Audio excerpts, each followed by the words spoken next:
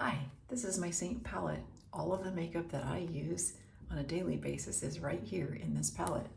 I have my basic shades that I use for redness, my main shade, which is like my foundation shade, my highlight shade to brighten, contour if you're using it, Bella bronzer, which is to kind of make your skin warmed up, and then these are demi shades that I use to kind of fix the under areas of my eyes or color correct my areas that I want to diffuse or distract that are distracting me. Here are all of the shades that I'm currently using in spring for lips and cheeks. Today I'm wearing this color, which is baby watermelon. Goes with my Lili. And then I want to show you, this is the color palette that I used today.